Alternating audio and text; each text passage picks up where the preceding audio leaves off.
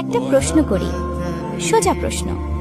তুমি কি আল্লাহকে ভালোবাসো, নাকি শুধু প্রয়োজনের সময় ব্যবহার করো? যখন বিপদ আসে তখনই হাত উঠে যায় দোয়ার জন্য, যখন কষ্ট হয় তখনই চোখ ভিজে যায়, তখন আল্লাহ খুব কাছের হয়ে যান। কিন্তু বিপদ কেটে গেলে দোয়ার হাত নেমে যায়, নামাজ পিছিয়ে যায়, কোরআনটা আবার তাকের উপরে উঠে যায়। তখন আল্লাহ আর ততটা জরুরি থাকেন না। এটা কি ভালোবাসা নাকি প্রয়োজন? সত্যি কথা বলি, আল্লাহকে ব্যবহার করা খুব সহজ, ভালোবাসা কঠিন। কারণ ভালোবাসা মানে অগ্রাধিকার, আর অগ্রাধিকার মানে ত্যাগ। আল্লাহ চান না তুমি নিখুঁত হও, আল্লাহ চান তুমি সত্য হও।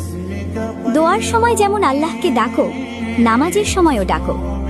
কষ্টে যেমন কাছে যাও, সুখেও কাছে থাকো। আজ নিজেকে একটা প্রশ্ন করো, আমি কি আল্লাহকে শুধু তখনই ডাকি যখন আর কোনো রাস্তা থাকে না, নাকি আল্লাহই আমার প্রথম রাস্তা? এই প্রশ্নের উত্তরটা তোমার মুখ না,